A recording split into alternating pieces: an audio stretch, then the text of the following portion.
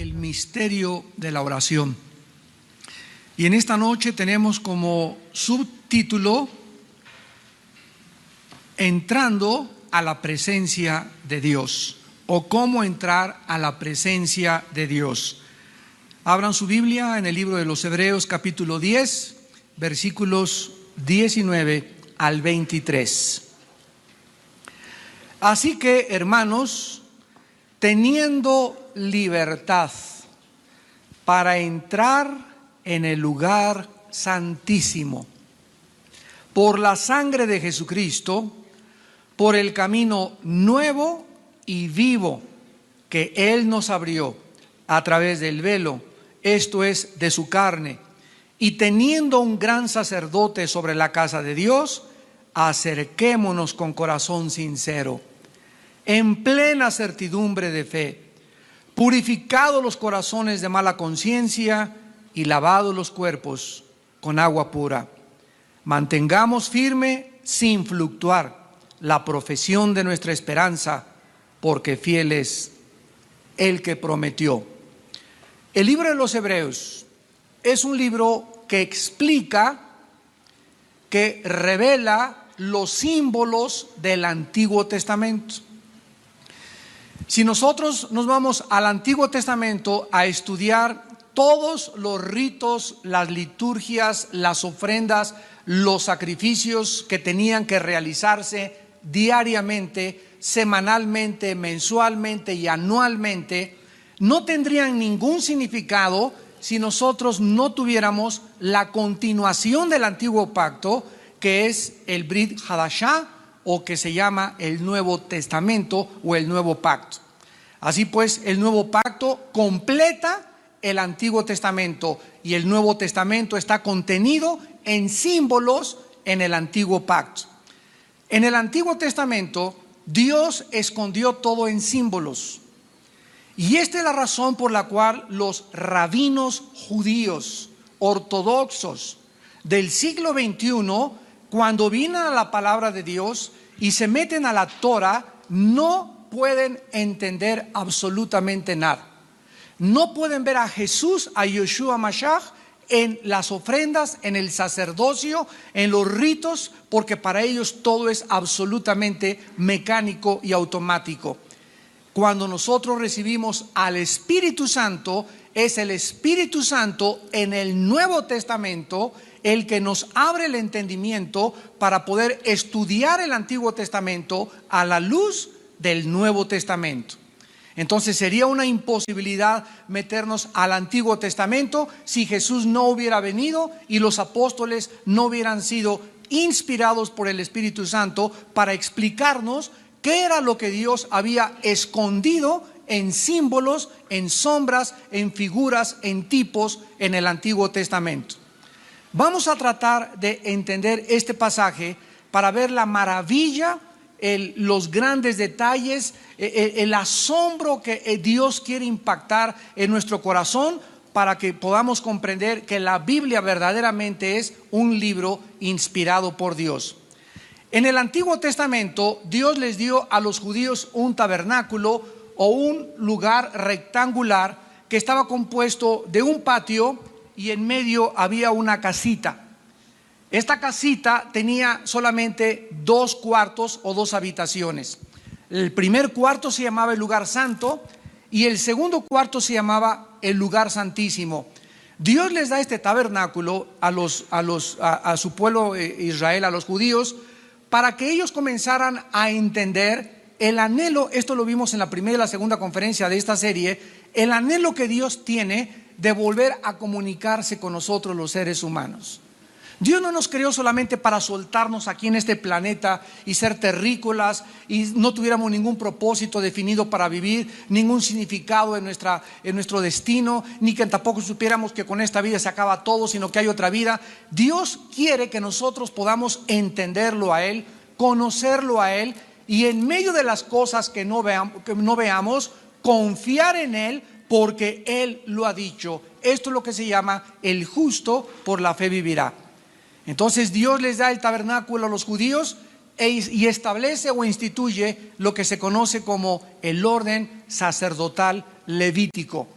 de todo el pueblo de Israel, Él toma a una tribu llamada de Leví y toma a una familia de todo Israel, que es la casa de Aarón, para que solamente de la tribu de Leví y solamente de la casa de Aarón pudiesen ellos fungir en el papel de mediadores. O sea que el pueblo no podía venir al tabernáculo y ofrecer sacrificios más que los sacerdotes. Eran el único grupo selecto, escogido por Dios, el único cliché que existió, que podían entrar al tabernáculo, ofrecer un sacrificio y entonces recibir del pueblo, ¿verdad? Ofrecer al pueblo el perdón de los pecados a través de la ofrenda o del sacrificio. Ahora bien, había entre todos solo un sumo sacerdote. Los sacerdotes eran el símbolo de todos nosotros, la cristiandad. Primera de Pedro 2:9. Ahora nosotros somos un real sacerdocio, una nación santa. Todos los cristianos, en el momento de nuestra conversión, nos convertimos en sacerdotes de Dios. La palabra iriasis en el griego significa el que intercede o el que medía por otro. En el Antiguo Testamento solamente era un grupo selecto llamados los sacerdotes del orden de Leví y de la casa de Aarón. Y el sumo sacerdote es un símbolo en el Antiguo Testamento de la persona de Jesucristo. El sumo sacerdote entraba al lugar santísimo, el segundo cuartito, donde estaba una arca o un propiciatorio arriba del arca con un bordecito alrededor, donde él vertía la sangre el séptimo mes del calendario judío o el mes de Tishri. Y en este propiciatorio debajo había una caja donde estaba guardada los 10 mandamientos. Estaban guardada el maná, una muestra del maná, y estaba guardada la vara de Aarón. Entonces, cuando el sacerdote ponía la sangre en el día de Yom Kippur o el día de la expiación sobre el propiciatorio, que tenía un bordecito alrededor para que no se cayera la sangre, había 2 querubines que estaban mirando hacia el propiciatorio donde la sangre era vertida. En el momento en que la sangre caía en el propiciatorio, Dios tenía misericordia del pueblo y el pueblo podía ser cubierto de sus pecados. ¿Qué es lo que nos enseña esto en símbolos? Que debajo estaba la ley. Cuando la sangre estaba arriba de la ley, Dios no juzgaba. La ley quedaba debajo de la sangre. La ley decía que el alma que pecare debe de morir, porque la paga del pecado es la muerte. Pero la sangre arriba del propiciatorio cubría la ley que estaba debajo, los 10 mandamientos, y entonces Dios tenía misericordia. Al ver la sangre, el pueblo recibía la cubierta o la expiación de sus pecados. Esto es un símbolo precioso de la cruz del Calvario. Ahora bien, este sumo sacerdote tenía, antes de poder entrar al segundo cuarto, una cortina que era un velo.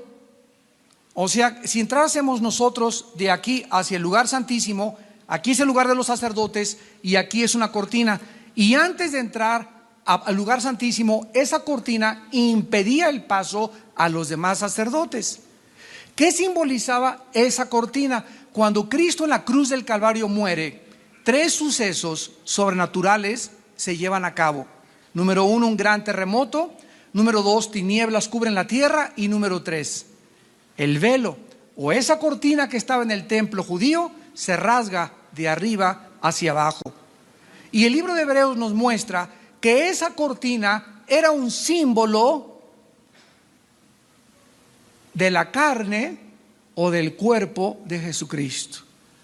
Y cuando el cuerpo de Cristo en la cruz es hecho pedazos, se rompe la cortina, porque era lo que impedía el acceso al lugar santísimo. O sea que nadie podía entrar en el Antiguo Testamento al lugar santísimo más que el sumo sacerdote.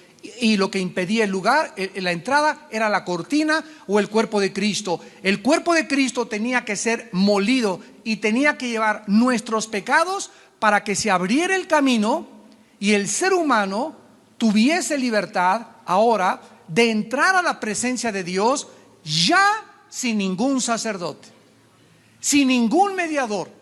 sin la intervención ni la mediación ni de Santa Catarina, ni del niño de Atoche, ni de fulano de tal, más que por la sangre preciosa de Jesucristo. Roma se brincó la cruz.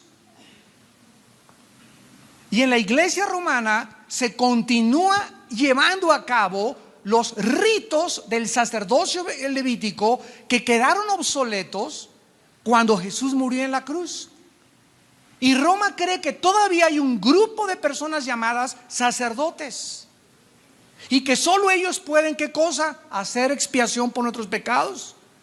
¿Cuándo se hace esta expiación por los pecados? En cada misa. De cada 100 católicos que les he preguntado con mucha humildad y con mucho amor, sin afán de agredirlos ni mucho menos, oye, ¿tú realmente sabes lo que es la misa? El 98% no te contesta esta pregunta. Te dicen es la hostia, es la comunión, etcétera, etcétera. Pero escucha y apúntalo. De acuerdo al Concilio de Trento, la misa es la repetición del sacrificio de Cristo por los vivos y los muertos. O sea que si alguna persona se muere y se le ofrece una misa, se llaman gregorianas, esa persona, como no está en el infierno, nadie sabe por qué dicen eso, porque el purgatorio no existe en la Biblia. En ese momento las oraciones y las misas hacen que esa persona pase menos años en el purgatorio y salga más rápido. Esto no existe absolutamente en la palabra de Dios. En la Biblia no hay un lugar intermedio, hay cielo o hay infierno. Entonces, cuando el sacerdote entra a ofrecer el sacrificio, él dice en latín: introibo al altare Dei adeum qualificat juventutem meam. Me introduzco al altar de Dios a ofrecer sacrificio por los vivos y los muertos. Entonces es increíble, ¿verdad? Yo siempre que hablo, y me encanta hablar con los curitas porque son ignorantes de la palabra de Dios. O sea, no conocen la Biblia, no conocen Hebreos. Y les digo, pero tú sabes lo que tú estás haciendo. Amigo, ¿por qué no crees que Cristo murió una sola vez y para siempre? No hay necesidad que lo tengan que volver otra vez a repetir el sacrificio y decirle a la gente al darle la hostia que están recibiendo a Cristo. O sea, reciben a Cristo el domingo, se les sale de lunes a viernes y se le vuelve a meter el otro domingo. Todas estas cosas formaron parte de nuestra cultura, de nuestra educación. Yo fui lasallista y le doy gracias a Dios por la cultura que recibí y la educación académica, la primaria, secundaria, preparatoria y universidad, la hice en colegios de La Salle. Académicamente son un grande educación y escuelas, pero todo lo que me lo enseñaron tergiversado, cuatrapeado, porque jamás me acuerdo nunca que hayamos leído ni siquiera la Biblia. Ahorita gracias a Dios que hay muchos católicos que están leyendo la Biblia, y gracias a Dios por eso, porque las vendas se le están comenzando a caer y darse cuenta que el cristianismo no es solamente de 11 a 12 el domingo y de lunes a viernes me porto como el diablo y otra vez el domingo a ofrecerle sacrificios a Dios. Pero esto es importante porque, vuelvo a repetir, Roma cree todavía que hay un grupo especial y la Biblia dice en 1 Pedro 2:9, se lo podemos enseñar a nuestros amigos católicos, que todos somos sacerdotes ya. Está en la Biblia de ellos, en la Biblia de los testigos de Jehová, en la Biblia de la Nácar Colunga, en la Torre Samad, en la Biblia de Jerusalén. En cualquier Biblia está 1 de Pedro 2:9. Podemos enseñarles 1 de Timoteo 2:7, porque no hay más que un mediador entre Dios y los hombres, Jesucristo hombre. Podemos enseñar Hechos 4:12, porque no hay otro nombre dado bajo el cielo a los hombres en quien podamos ser salvos. Pero ¿qué fue lo que sucedió? Se brincaron la cruz y comienzan a nombrar a las personas que se dictamina que no rompieron un plato, se les beatifica y se les hace santos. Y entonces el pueblo ya puede orarle ahora a Juan Diego, un personaje que ni siquiera existió en la historia. Y nos damos cuenta, ¿verdad?, que ya no tengo que ir a tener el San Cristóbal, el patrón de los choferes, el patrón de los deportistas, el patrón de las guadalupanas, el patrón de esto, el patrón de aquello, Virgen de la Macarena, Virgen de Lourdes, Virgen de Guadalupe, Virgen de la Toche, Virgen de Guayaquil, Virgen de Ecuador. Señoras y señores, el nombre de la Virgen, la Santa Madre de Jesús, se llamaba María.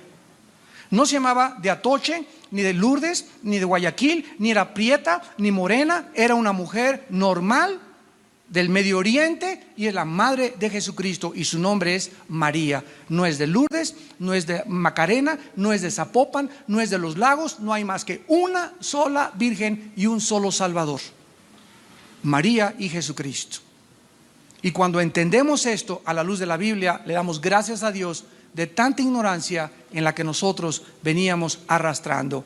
Ahora ya tiene sentido Hebreos 10:19. Así que, hermanos, teniendo libertad, o sea, no había esta libertad antes de Cristo. Insisto, solo un hombre, el sumo sacerdote, podía entrar al lugar santísimo. ¿Qué era el lugar santísimo? El símbolo de la presencia de Dios, donde se encontraba el Shekinah, la gloria de Dios en el lugar santísimo. Ahora tenemos libertad para entrar a este lugar. ¿Quién pudo propiciar nuestra entrada ahora? ¿Quién pudo lograr que ahora yo, de hace 2000 años a mis días, no tenga que ir con un señor, ni besarle la mano, ni rezarle una estatua, ni intercederle a un santo, hombres iguales que nosotros? Ahora la Biblia me dice que yo puedo entrar libremente a la presencia de Dios solamente porque en la cruz del Calvario el Hijo de Dios derramó su sangre por mis pecados. Fue la sangre, la vida de Jesús, lo que hizo posible nuestro acceso y nuestra entrada a la presencia de Dios. Además dice el versículo 20 que este camino es nuevo. El camino en el Antiguo Testamento era el camino viejo, a través de los sacerdotes, a través de los mediadores, a través de los intercesores. Ahora es un camino nuevo, y Jesús dijo en Juan 14:6: yo soy el camino. ¿El camino a dónde, damas y caballeros? El camino a Dios.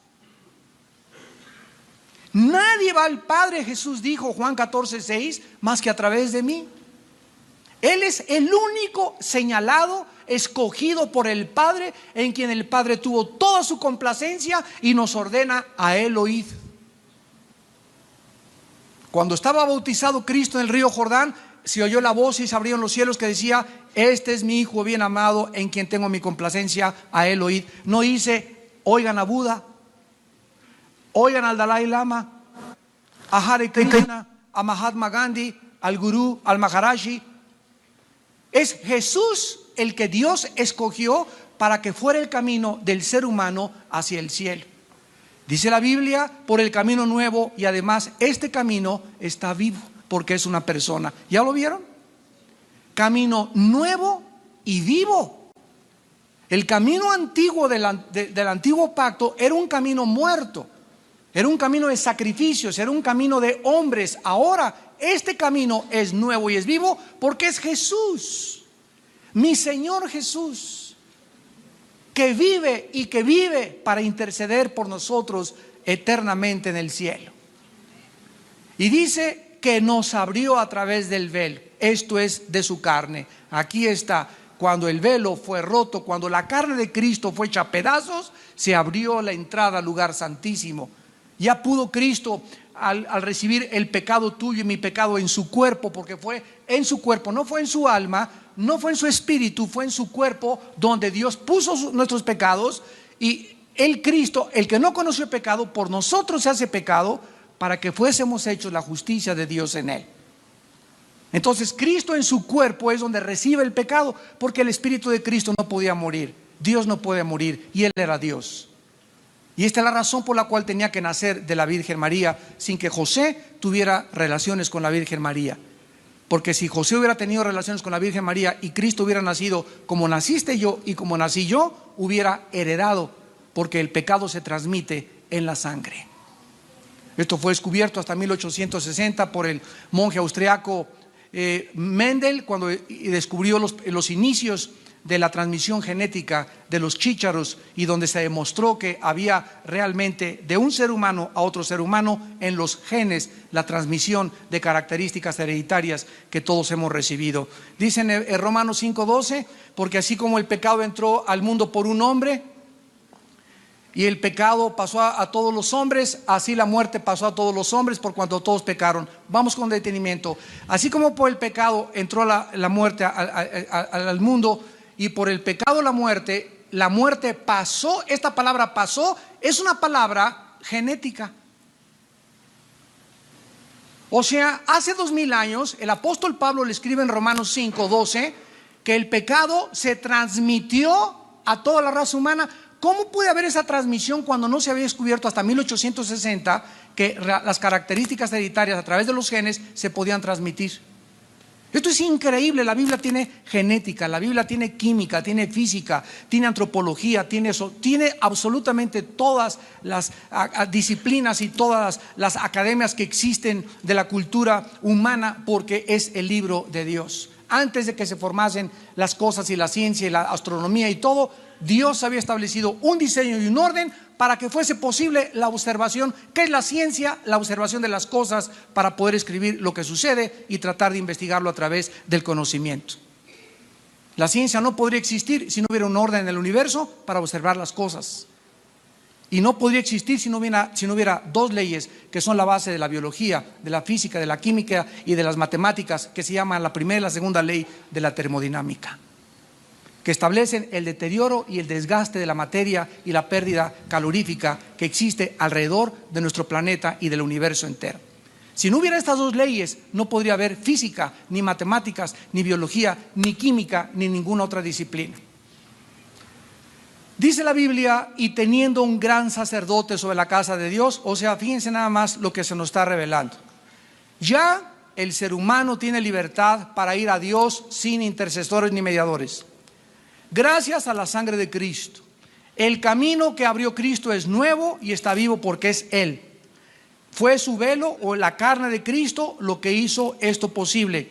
Y además ahora tenemos un gran sacerdote, no muchos, uno allá arriba en la casa de Dios.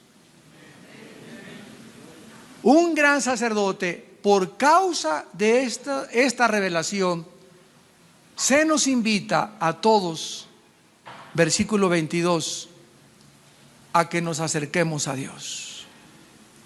Y este es el tema en esta noche de este estudio. Para poder acercarnos a Dios, tenemos en primer lugar que entender algo. Si Cristo muere en una cruz por nuestros pecados, y el Hijo de Dios, el unigénito, al que más amaba a Dios, tiene que hacer el sacrificio en nuestro lugar, ¿qué cosa significa esto para mi vida?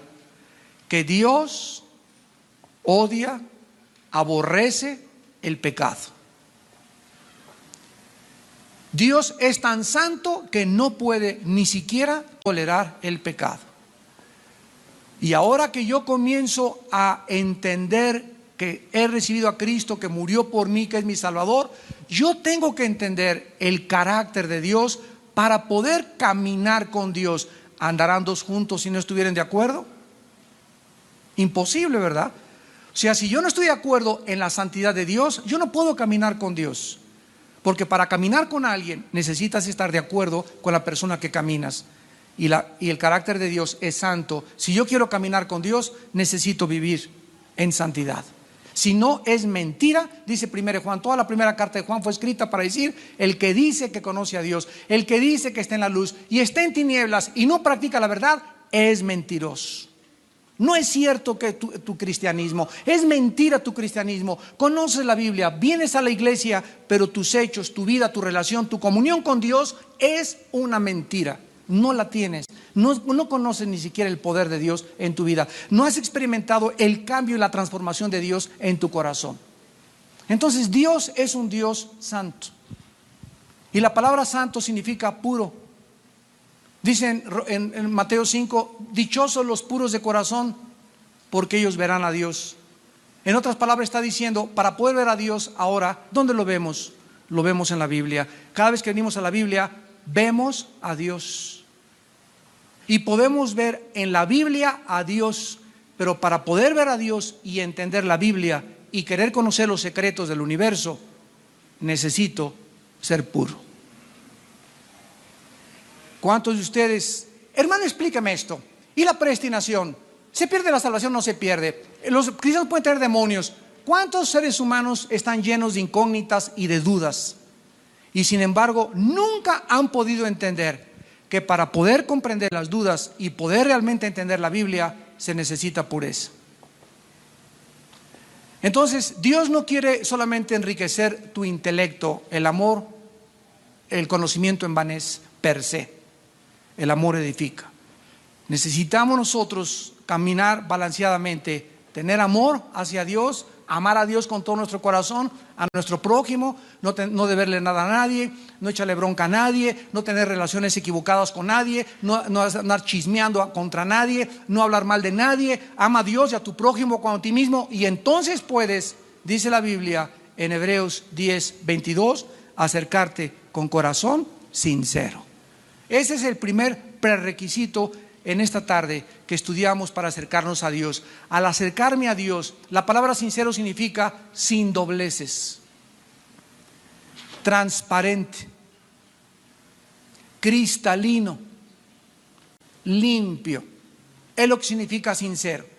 Si vengo a Dios, tengo que venir en sinceridad y decirle: Padre Santo, soy un asco, la regué, soy un rebelde, no amo a mi esposa, no amo a mi esposo, ando ahí con los ojos relinchando detrás de cada muchacha que pasa. Padre, este alcohol no me deja, la Golden de Acapulco me trae pero bien mareado siempre, los pericos que me meto.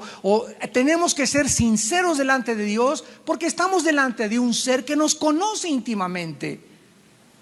No puedo venir con Dios hipócritamente: ay, Señor, te pido por mi hijito, te pido que me sanes aquí mi hígado y mi páncreas, te pido esto, y me volteo y a mi vieja: cállese y métase para la casa.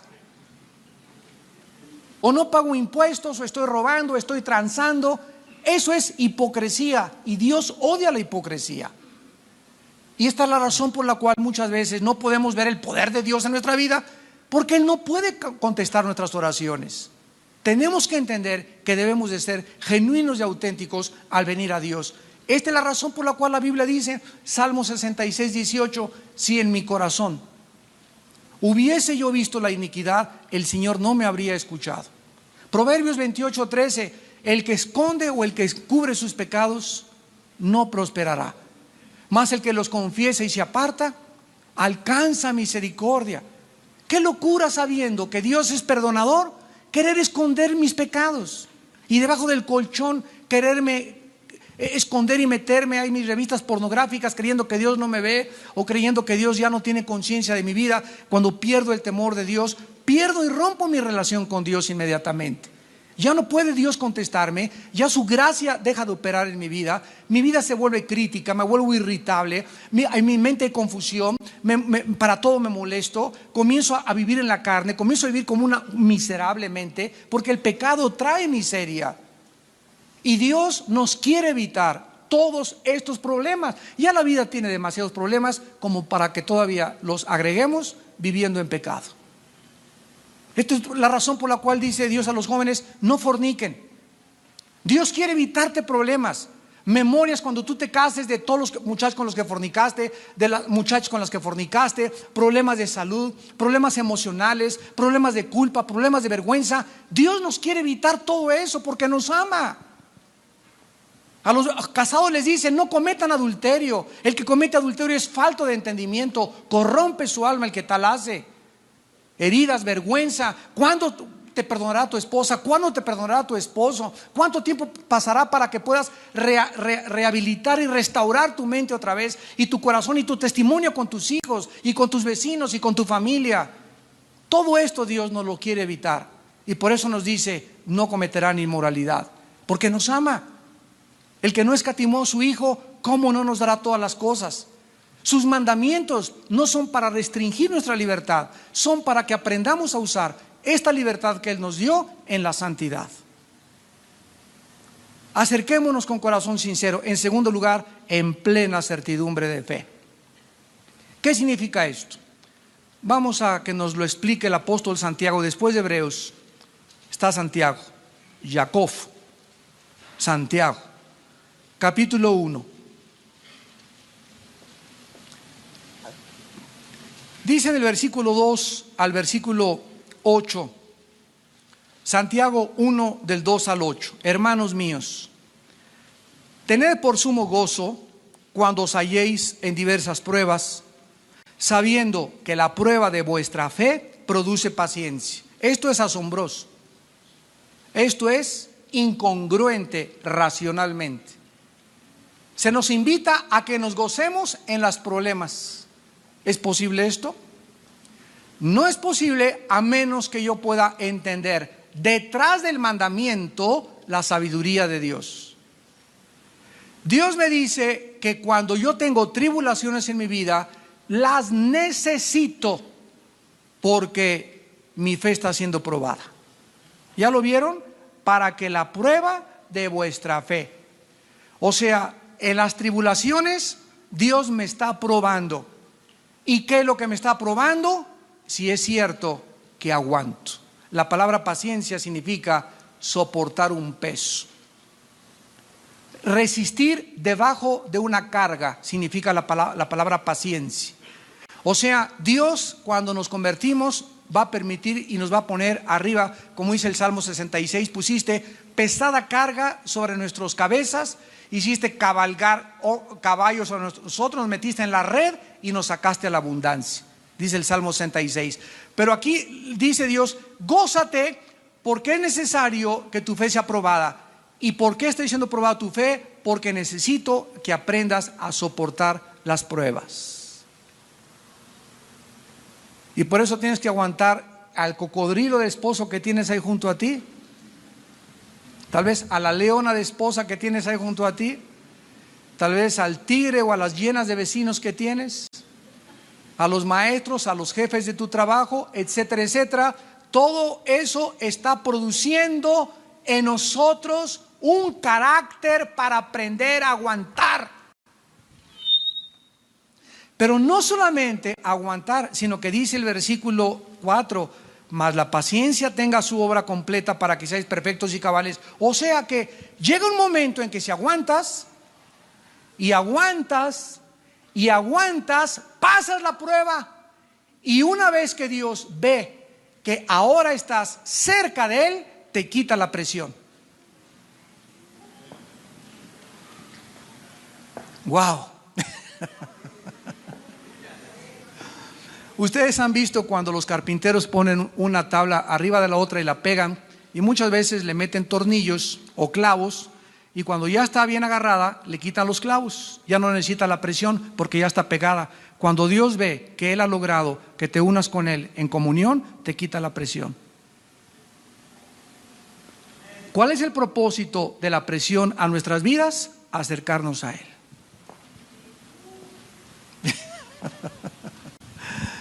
Y hasta que aprendamos eso, Dios no te va a quitar la presión. Entiéndelo. Te haré entender Salmo 32 y te enseñaré el camino en que debes andar. Sobre ti pondré mis ojos. No seas como el buey o como la mula, que no vienen a ti, sino es con cabresto o con freno. O sea, los caballos tienen un freno que se les pone, que es como un puente, y cuando el jinete le jala la rienda al caballo, este freno, ese puente, se le entierra en el paladar al caballo, y cuando el caballo siente el dolor, asocia el dolor con la obediencia, porque es un bruto, es un animal.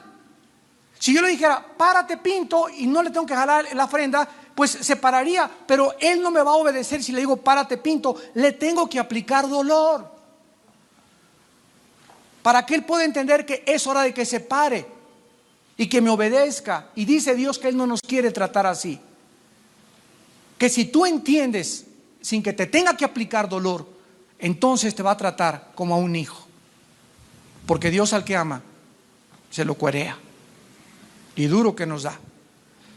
Ahora dice el versículo 5, si alguno de ustedes tiene falta de sabiduría, pídala a Dios. O sea, aquí en el contexto implica que si nosotros no entendemos, ay Señor, ¿por qué me chocaron mi carro? Ay Señor, ¿por qué está enfermo mi niño? ¿Por qué se enfermó mi esposa? ¿Por qué me pasó esto? ¿Por qué me corrió en mi trabajo? En ese momento, cuando la confusión entra y nos comienza a embargar, es peligrosísimo correr y alejarte de Dios. Todo lo contrario, cualquier prueba que tengas, corre a hincarte.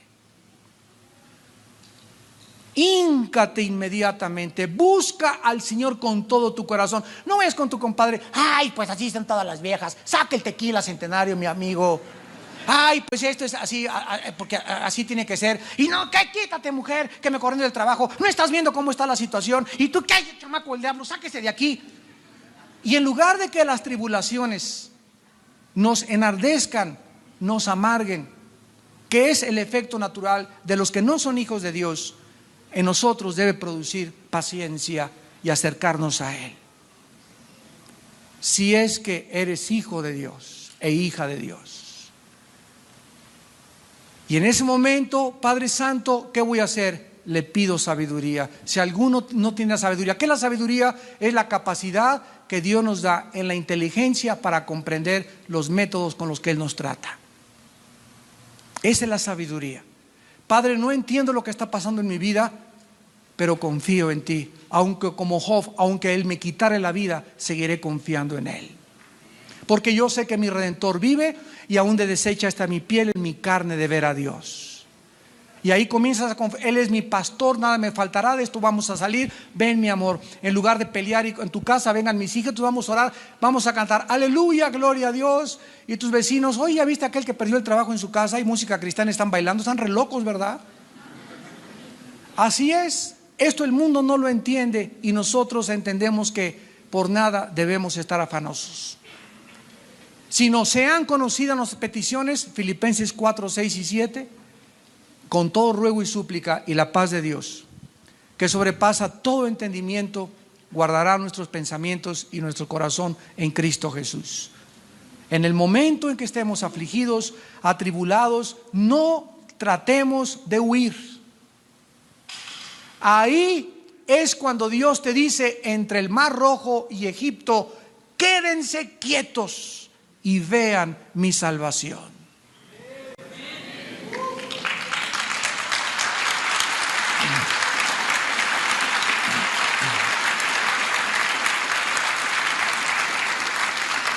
Y el versículo 6 y 7 de Santiago 1 nos aclara el punto que estamos tratando en Hebreos, pero pida con fe, no dudando nada. ¿Qué dice Hebreos 10? Que nos acerquemos en plena certeza de fe. Entonces, si me voy a acercar a Dios, como una señora hace muchos años les conté, me dijo, Armando, quiero que vengas a mi casa, tengo mis problemas y necesitamos consejería mis hijas y yo. Y llegué a las 8 de la mañana, la hermana me invitó a desayunar y me recibieron sus hijas y ¿dónde está tu mamá? Está ahí arriba, hermano, orando. Pues eran las 8:20, 8:25, 8:30 y hasta la media hora bajó la hermana. Y bajó. ¿Qué le pasa, hermana? Ay, hermano, ay, ¿de dónde viene? Le digo, de orar. Le dije, regrésese. No me diga que venga de orar, le dije, porque no le creo. Porque si usted estuvo en la presencia de Dios y dejó su carga en Dios, debería de bajar y decir, Padre Santo, ahora tengo la seguridad de que mis penas y he echado mi ansiedad sobre ti, tú tienes cuidado de mí y no dejarás mi carga tirada, y ahora voy a levantarme y me vas a fortalecer. Y nuestra actitud demuestra si creemos a Dios. Le dije, regreses, hermana, vayas a su cuarto otra vez, porque así hay muchos cristianos. Están ore y ore y ore y ore y ore y ore, y después, ay, hermano, ¿de dónde viene, hermana, de orar? Regrésese a orar. Y hasta que usted crea realmente que Dios va a solucionar su problema y que usted debe de confiar en Él ciegamente porque Él lo ha dicho, usted entonces será recompensada con su paz. Pero acerquémonos a Dios con plena certidumbre de fe, porque el que duda es semejante a la onda del mar, que es arrastrada por el viento para acá y para allá. Ustedes ven las olas del mar, ¿verdad?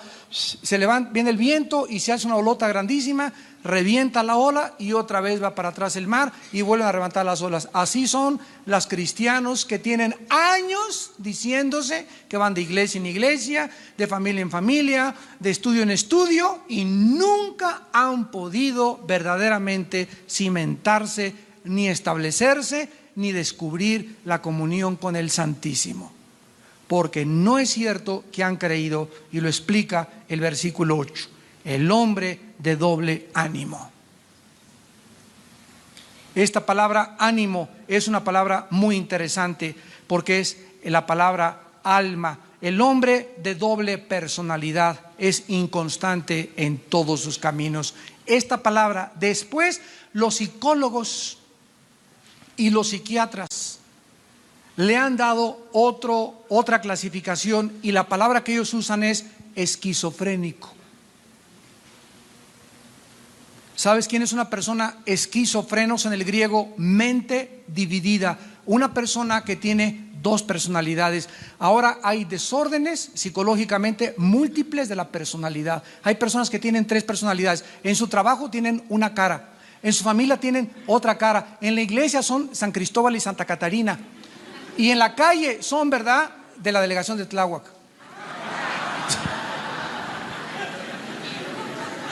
Y regresamos para terminar con Hebreos. De veras, qué triste. En tercer lugar, purificados los corazones de mala conciencia. La conciencia, la palabra conciencia significa con dentro, ciencia, conocimiento, gnosis en el griego. Conciencia significa conocimiento interno. Dios dejó dentro de nosotros algo que los animales no tienen. Un león llega y mata un venado y no ande con las lágrimas a los 3 días el león con culpa de que mató un venadito. Ellos matan por instinto, por un patrón que no han aprendido. Nosotros no tenemos eso. Nosotros tenemos una conciencia que es como un juez que Dios dejó dentro de mi ser, que cuando hago algo bueno me llena de satisfacción, me siento contento, tengo paz. Cuando hago algo malo, siento culpa, siento vergüenza, pesadillas, no puedo dormir, irritable, estoy confundido, no estoy contento con mi vida porque mi conciencia me atormenta. Entonces, cuando yo llego a Dios, yo no puedo traer una mala conciencia. ¿Qué es una mala conciencia? Deberle a alguien algo a alguien, por ejemplo. ¿Qué es una mala conciencia? Venir con Dios y orar: Padre, te pido en esta noche que me des trabajo, etcétera, etcétera. Cuando tengo una semana que no le pido perdón a mi esposa, esa es una mala conciencia. Cuando aquí en la librería vine y compré libros y tengo 6 meses que no doy un solo abono, me estoy haciendo el pato con los abonos. Cuando no quiero pagar lo que debo, esa es una mala conciencia. ¿Cómo puedes atreverte a acercarte a Dios con esa conciencia? O a lo mejor ya está cauterizada en tu vida. Y cuando la conciencia se cauteriza es cuando se endurece el corazón. Y cuando se endurece el corazón se pierde la sensibilidad de la dirección del Espíritu Santo. Y finalmente dice: y lavados los cuerpos con agua pura. Los sacerdotes bajo el antiguo pacto, antes de entrar al lugar santísimo, se lavaban. Y dice en Efesios 5: maridos, vivan con sus mujeres con sabiduría, porque Cristo se entregó por nosotros para purificarnos por el lavamiento del agua por la palabra. O sea, esto es una costumbre que debes desarrollar y un hábito en tu vida espiritual. Antes de orar, yo en las mañanas me levanto temprano y lo he desarrollado por muchos años, y lo primero que hago es abrir la Biblia y comenzar a leer los Salmos, Proverbios, 10, 15, 20 minutos para lavarme. La entrada de la palabra al alma nos lava, sin que nos demos cuenta nos está purificando. Y comienzo a decirle: Padre Santo, examíname, conóceme, cómo traté a mi esposa anoche, ayer, a mis hijos, cuál es mi problema, tengo alguna actitud que tú me quieras mostrar. Espíritu Santo, ilumíname para poder presentarme a Dios y tener la seguridad que lo que hoy en la mañana le pedí a Dios, Dios me lo va a conceder. Porque Él dijo: pidan para que vuestro gozo sea cumplido. Oremos. Así que, hermanos, teniendo libertad para entrar en el lugar santísimo por la sangre de Jesucristo, por el camino nuevo y vivo que Él nos abrió a través del velo, esto es, de su carne, y teniendo un gran sacerdote sobre la casa de Dios, acerquémonos.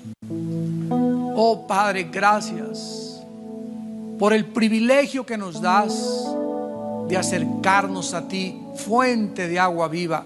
En tu presencia hay plenitud de gozo. Solo cerca de ti nuestra alma puede descansar. Solo cerca de ti, Señor, puede nuestra alma tener dirección y paz, salud, bienestar y dirección a nuestra vida. Si ustedes permanecen en mí, dijo Jesús, y mis palabras permanecen en vosotros, pídanme todo lo que quieran. Porque el anhelo de mi Padre es que lleven fruto y que vuestro fruto permanezca. Porque separados de mí, nada, absolutamente nada podrán hacer. Acerquémonos con corazón sincero, en plena certidumbre de fe, purificados los corazones de mala conciencia, y lavémonos con la palabra. Padre, te damos gracias por la oportunidad que nos das de acercarnos en este momento al trono de tu gracia. Señor, te estamos pidiendo en esta noche por nuestra familia, nuestro matrimonio, nuestros hijos. Bendice, Padre, aumenta tu bendición sobre nosotros y nuestros hijos. Te pedimos por la iglesia a la que cada uno de nosotros pertenecemos, que nos bendigas, que bendigas a nuestros pastores, que les des sabiduría para guiarnos y mostrarnos tu voluntad. Te pedimos por nuestros gobernantes, Padre, por nuestro presidente Vicente Fox, por su familia, por el gobernador de cada estado de la República Mexicana, por el Distrito Federal donde vivimos, Señor, que tengamos paz. Que nos abras puertas para penetrar con tu palabra en la Cámara de Legisladores, que los diputados, los senadores, los jueces, los magistrados, los políticos puedan, Señor, entender que la justicia engrandece la nación y que no puede haber paz sin antes haber justicia. Padre, usa nuestras vidas como instrumentos de tu gracia y de tu poder en esta vida tan corta que nos has concedido tener, para que la aprovechemos redimiendo el tiempo, porque los días son bastante malos. Ahora tal vez haya en esta noche alguna persona o varias personas que aún no tienen la maravillosa esperanza de la vida eterna. Tal vez tú en esta noche eres religioso o religiosa, pero no tienes la persona del Hijo de Dios. La Biblia dice que el que tiene al Hijo tiene la vida, y el que no tiene al Hijo, aunque tengas una religión, no tienes la vida eterna. ¿Qué puedo hacer?, me preguntarás, para que en esta noche yo pueda salir de este lugar con la absoluta certidumbre, certeza y seguridad de que mis pecados han sido perdonados y que puedo acercarme ahora a Dios con una conciencia libre de pecado. La Biblia dice: arrepiéntete de tus pecados. Arrepentíos, si no igualmente todos pereceréis. Arrepentirse es reconocer que has vivido una vida equivocada, que estás ofendiendo a Dios con la forma como vives, y que si tú mueres en tus pecados, te condenas eternamente en el infierno. Arrepentirse es volverte a Dios con todo tu corazón y decirle que crees que en la cruz Cristo murió por ti y que pagó con su sangre para que tú pudieses desde este momento acercarte a Él con un corazón sincero y decirle que gracias a la muerte de su Hijo, Él nos acepta en el lugar santísimo. Y ahí desde tu lugar dile a Jesús: Señor, entra a mi vida en este instante, perdona mis pecados, creo que tú eres el único Mesías, el único mediador, el único Salvador. Creo que a los 3 días resucitaste y que ahora estás vivo para vivir intercediendo por mí. Te recibo en mi vida como mi Señor, en el nombre de Jesús. Bendito Salvador. Amén. Chuyền của Quỳnh Sơn dành đến với Nghĩa Shopee. Cú dứt điểm đầy quyết đoán, tuy nhiên thì vẫn chưa có bàn thắng dành đến với cầu thủ mang áo số 14 này.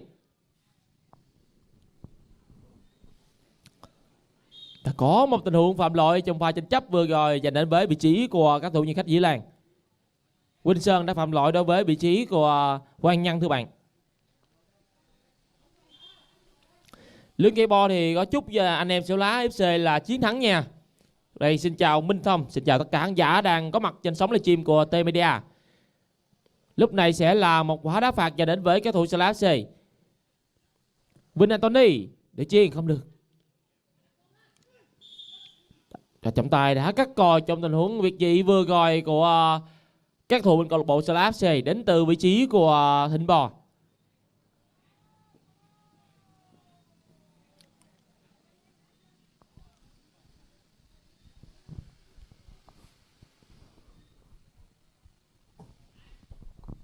Điều chiên thắng lè vẫn là vị trí của thủ màn áo số 14, đó là Tuấn Hải Hòa.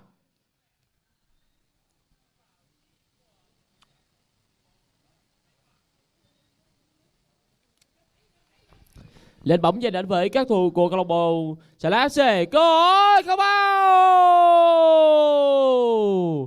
Đó là vị trí của Đặc Ốc. Một tình huống xử lý bóng rất quyết đoán mà chúng ta thấy được ở vị trí Đặc Ốc. Ngày hôm nay là thi đấu rất tốt cho bảo của các thủ Xẻo Lá FC, liên tiếp tạo ra những tình huống đầy bất ngờ và đầy nguy hiểm dành đến với thủ thành Thanh Lợi thưa các bạn.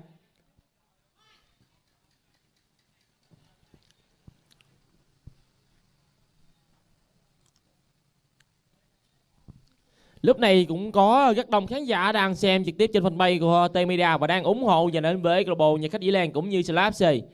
Và các bạn có thể là nhắn một tin nhắn vào phần bình luận để ủng hộ dành đến với hai đội bóng.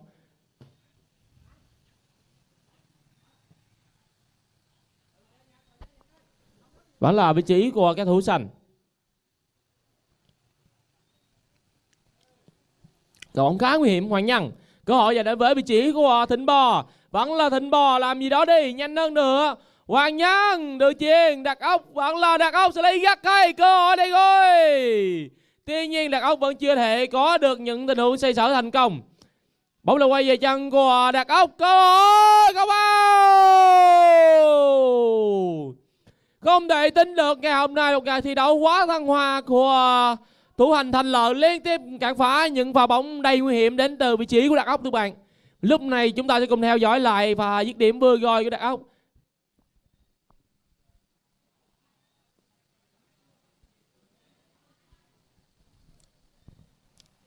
Tự nhiên không được, tình huống thì bóng chưa thành công. Bóng là quay về chân của các thủ bên câu lạc bộ Xẻo Lá FC, những tình huống xoay sở rất hay. Bóng vẫn còn. Tuấn Hải Hòa qua người gắt rồi. Rồi đó là một tình huống xử lý bóng chưa thành công của Tuấn Hải Hòa.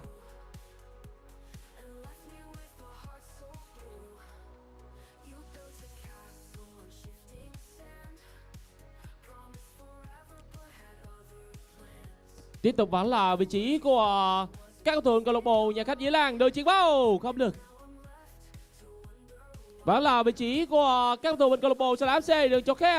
Lúc này thì trên hành lang cánh phải của các cầu thủ câu lạc bộ Xẻo Lá FC có được vị trí của Thịnh Bò, cũng như bên hành lang cánh trái thì có sự xuất hiện của Đặc Ốc. Hai bộ đôi này đang khuấy đảo hàng công của câu lạc bộ Xẻo Lá FC các bạn. Những tình huống mà Đặc Ốc đi biên cũng như những pha tranh chấp rất tốt dành đến với Đặc Ốc.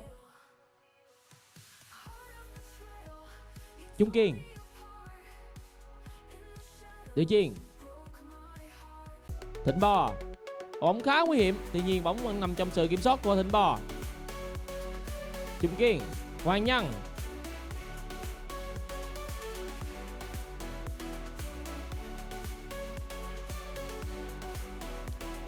tiếp tục vẫn là vị trí của Thịnh Bò, thì đề rất hay. Đặc Ốc, cơ hội đây rồi. Đặc Ốc và là Đặc Ốc không bao.